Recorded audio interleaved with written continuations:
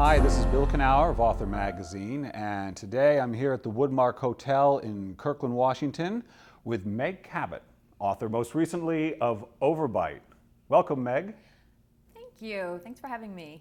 Can you remember the first time that you understood that story was in some way important to you, whether somebody told you a story or you told someone a story, you read a story?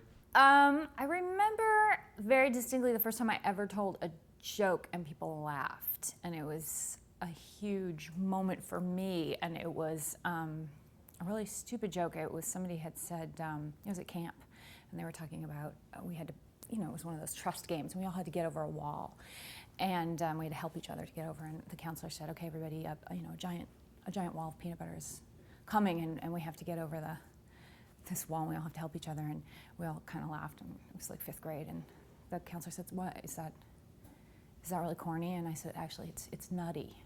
And everyone started laughing, and I was like, wow, I made all these people laugh. This is a great feeling. It was the first time I'd ever done that I'd made like a group of people laugh.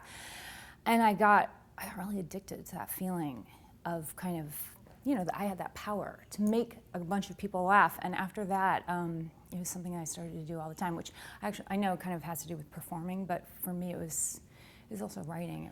And isn't joke telling story really is storytelling? It's all set up, delivery. Absolutely. Right? And when I'm going out on my book tours to talk about my jokes, what I'm really doing is telling stories about my writing and how I came to be a writer. But so much of that was, making up stories to make people feel good and to make myself feel good and kind of to forget what I had been through that led me to become a storyteller, because I think that, and every writer that I've talked to who I think is a really good writer, who's a really, mostly funny writers, they have such kind of tragic backgrounds. And I think that, and that's the same thing with comedians. The comedians who are the funniest have really, really tragic backgrounds. And they've all kind of developed this, funny facade as a defense to, make themselves kind of not forget, but to get through the hard times. And I think that it's an incredible skill to be able to make other people laugh. And isn't the writer often, not to aggrandize us, but often is an outsider of a kind, Absolutely. An observer, yes. And usually not in the mix right, too much. Right, because I think writers, or at least I was creative and not very good at school necessarily. I was not good in math, and I wasn't good at sports, and I wasn't actually very good in English class because I was very creative, but I could not understand how to diagram a sentence, so I wasn't actually getting good grades or anything. So I really was kind of, I was an outsider.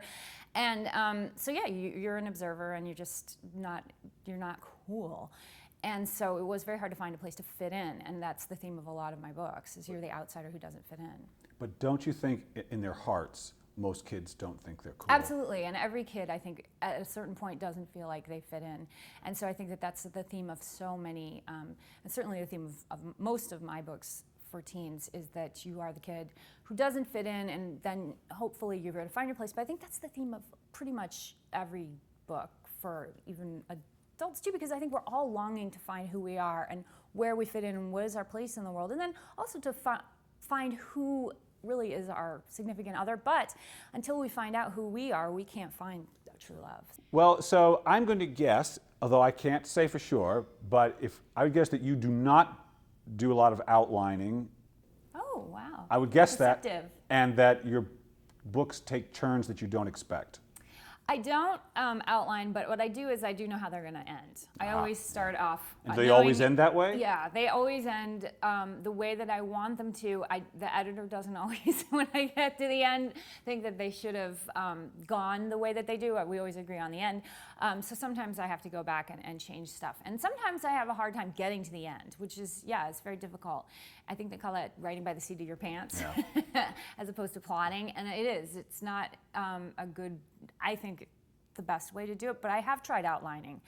And it always feels like the story's already told to me, so then I can't write the book. And so for me, it works better to just, this is the beginning, and I know how it's going to end, and I'm just going to go along and see what happens. And that's, it sometimes works and sometimes doesn't work, but, the whole outlining thing. We're a writing magazine, and a lot of our readers and a lot of the viewers are, some of them are selling their first book and getting their career going.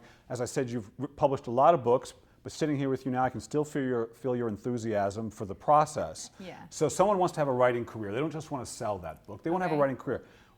Talk to me about keeping your sanity and keeping your enthusiasm for this, what has now become a job in part for you. I had a great writing workshop teacher who told me, just write every day, but it doesn't matter if you're actually working on your book.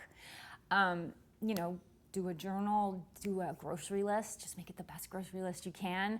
Just try to practice, you know, your tool, that's what it is. And I just would go obsessively to other authors' book signings when I was first starting out to hear like what they did, because I was a little bit competitive, and I'd be like, oh, how many pages do they write a day? They write 20 pages a day. I'm going to do that. You can't. It's impossible. You cannot. Don't compete with other writers. Just do what you can, what you feel comfortable doing. And a lot of people, when they start out, have day jobs, and I did. Right. You know, you have to be responsible. You need insurance. You need to have, you know, be able to pay your rent. So don't think that you're going to just start out making tons of money, because for my first, I don't know, 10 or 11 books, I think I only made like, I don't know, $5,000 or $8,000 a book, and that after taxes, that's like, I don't know, $4,000. It was, and then you pay your agent. I mean, it's not a lot of money. So be practical, and don't count on you being one of those people that gets the gigantic check right away, because that doesn't always happen. Be practical and just take it slow, and it'll happen. Just love what you do, and it will come.